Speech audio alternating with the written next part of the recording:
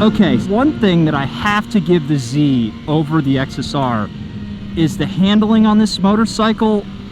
Boy, oh boy. It's why it's, you know, it's the Chipotle of naked bikes for a reason. It's just really good and everybody knows it.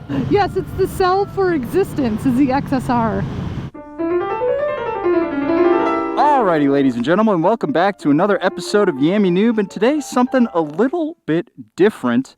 We are going to give you our raw first impressions on the Z900RS versus the XSR900. Now, you may have seen that earlier this week we made a long-form video comparing these two motorcycles, but we wanted to give you guys a chance to give our raw first impressions so you guys could see what our thought processes are like with these motorcycles, because we made a super tight vlog and there's a lot going on between these two bikes, isn't there? I mean, yeah, on paper you're like, oh, whatever. They're super similar. They are not. I mean, to be a little unfair, this does have a power commander, -2 +1 sprocket setup, and a full system. So, but you know what it's like stock. I know what it's like stock. So this is what the internet wants to see, so this is why we're here. Yep, so we're going to give you today our raw first impressions, and then if you want to see the full production video, go back and check out Thursday's video because we put a lot of effort into that one. And let's just dive right on in. Let's do it. Alrighty guys, as we are mounting up, I wanted to take a second and remind you that this is our giveaway motorcycle, Z900RS giveaway for the intermediate bike sweepstakes. It's a really solid motorcycle. And you can get yourself entered by clicking the link down in the description below. Get yourself signed up. There's shop.yammynoob.co and yammynoob.com, or yammynoob.co rather. Both excellent ways to get entered to win. And I don't know, of the recent giveaway bikes, this is definitely one of my favorites. So let's get these out on the road and see how they shake down. Now you may notice these are the exact same roads that we were riding in that video, and that is because we are filming this on the same day, and we filmed it in the same spot. But I wanted to give you guys a chance to hear our raw, uncut first impressions. And man alive, the first thing that I notice when I get on the Z here is just how nice of a ride this is. It is so comfortable. It is so easy to get along with. It's just a good, nice package. What about you on the XSR over there? Yes, but are you having fun? Are you actively growing hair on your balls like I am right now? Because this thing, there's a reason why I bought it, you know? Yeah, and it is worth pointing out to the folks at home who may not know, that is your XSR900, and we have done a lot of stuff to that motorcycle, and I've ridden it a handful of times, and you're totally right. It is a ball to ride. It is so much fun. It has so much character and pizzazz, and it's just a handful too. But it's so much fun. I don't care if the suspension sucks. You're like, this is your blast on the highway bike. Yeah, that is one thing that I will give the Z900 as a negative point is, while this engine is really good, I don't want, and remember, we're going to be saying a lot of stuff today. You guys should remember both of these motorcycles are very good. I don't want anyone to think that I don't like the Z900RS, because it's an awesome bike, but yes, the comparison is vastly different. Yeah, and these bikes are meant for different riders. It's the second you spin them both up, you can really tell. But the Z here, it's not a thrilling motorcycle to ride basically ever. It's just not thrilling. It doesn't excite me. And you might think, well, it's a big inline four, you just got to rev it out all the way. And yeah, you can, but it doesn't feel great to rev out, really. It hits the red line really fast. It's slow to rev when it's starting out, versus the XSR, which is just a fire-breathing monster, and it zings up so fast, and it pulls like a damn leader bike, man. It pulls so hard.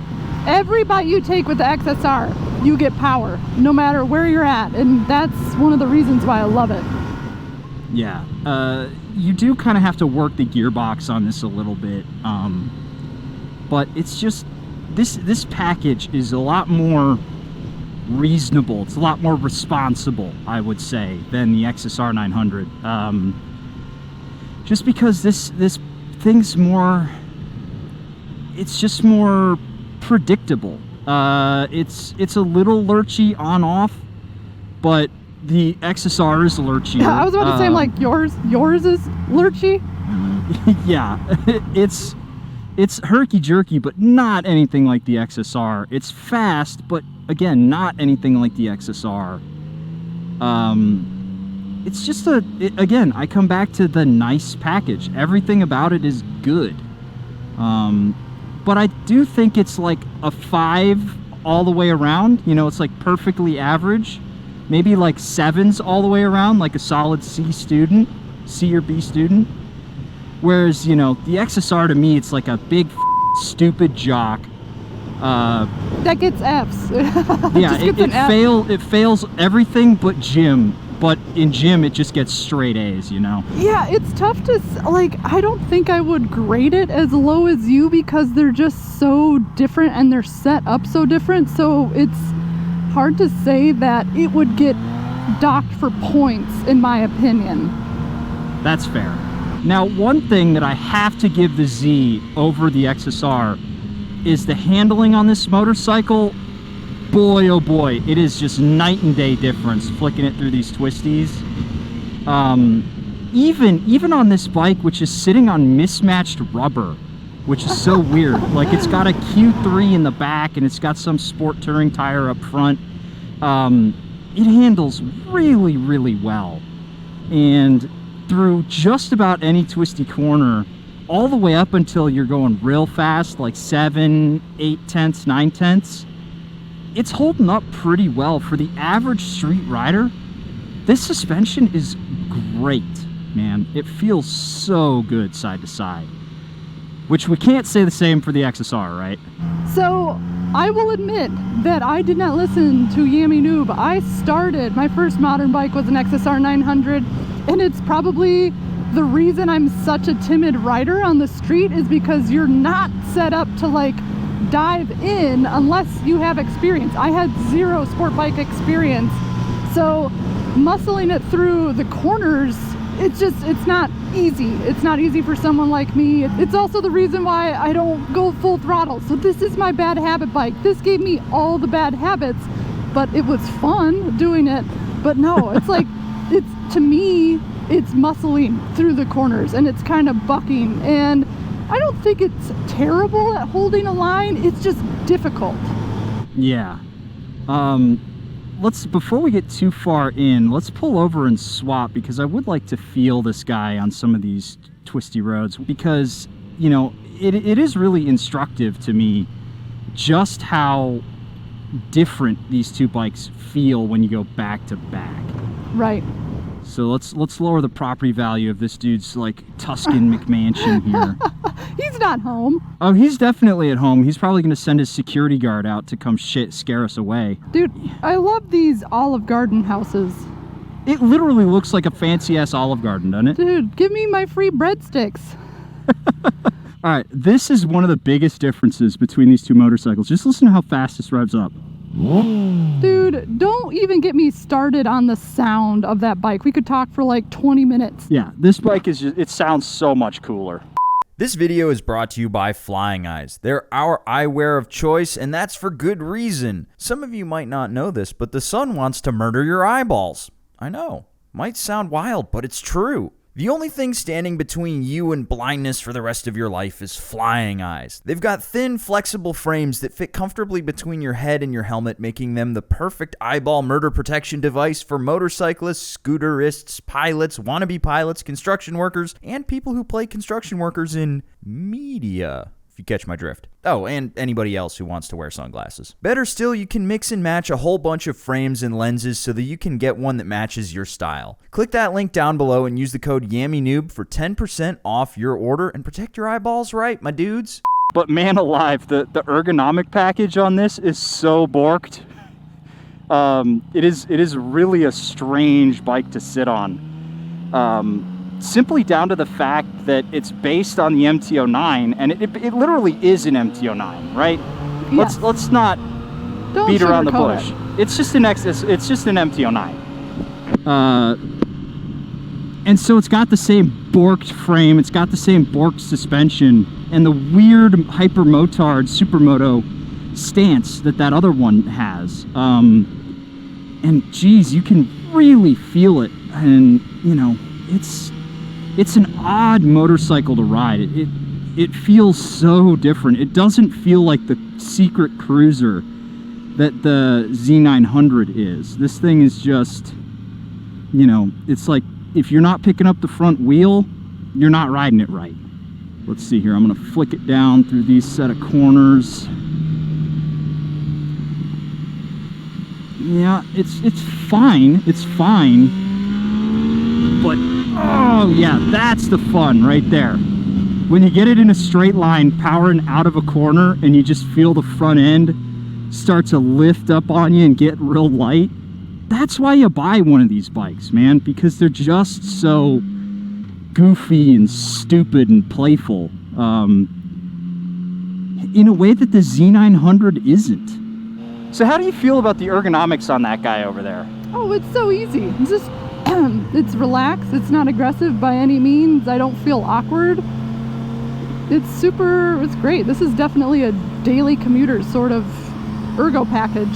Yeah, and I got another question, because I was sitting here thinking as I was coming down that hill that this motorcycle is so fun and so torquey and just so goofy and playful. Do you think that there's a fun, effervescent, playful motorcycle under the skin there? Or do you think we could mod it so that it would feel like this? Spite, you're reading my mind. It's actually all I can think about. I'm like, damn, I'm sure, you know, so many bikes when you first buy them are tuned for, you know, good gas mileage, your daily rider.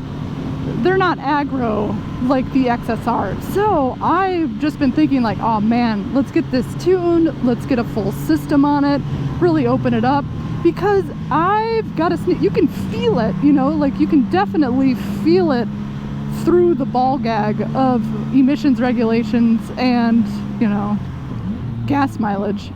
Yeah, I think that there is a good bike under there, but I don't know that it's gonna make it to this level here, because this is just, I mean, everybody knows the MT-09 is on a completely different level when it comes to naked bikes. It's why it's, you know, it's the Chipotle of naked bikes for a reason. It's just really good and everybody knows it. You can just slap guacamole on it. It's just how it goes. Yeah. Now, we're currently stuck behind a garbage truck, but what do you say we get these things out on a highway and just talk a little bit more about their like daily rideability? Let's do it. You can't ride this like a normal human being. You simply can't. It's not allowed. But Jake, you don't want to be a normal human being when you ride a motorcycle, right? Yeah, I guess do you want to be normal? And I think the reason we do it is so it's, you know, all, you know, crazy counterculture, and we don't want to be normal. I feel like if you're broken, you buy the XSR900 and it mends you, puts a little band-aid on it. It's the balm for the, you know, the pain of living a mortal life. Yes, it's the cell for existence is the XSR. Okay, now we've got to give it to them. We've got to do some quick little highway pulls when we pull on here, because we are now officially at our analog for the highway. It's not really a highway, it's more of just a parkway. But anyway, we'll pull on here and we'll do, what do you say, a third gear and then a fourth gear roll. Third gear is more our like sporty spot, and then fourth gear is like just passing power, because as you mentioned earlier, both of these bikes have similar torque. In fact, that one is making more torque on the spec sheet, 73 foot-pounds to 65 foot-pounds. So no way. Almost 10 more torques out of that, but that does weigh in at 475 pounds, just thereabouts, and this is like 430. So, time to see which one's faster. I have a sneaking suspicion it's this. So let's get up to third gear.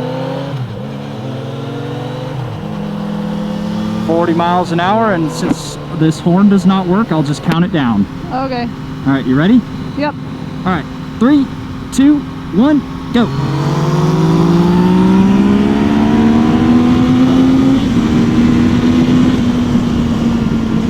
Okay, so I think it's pretty clear that from 30 miles, or from 40 in third, this bike is significantly quicker just because it revs out so fast and gets into the power band so much more quickly, you know?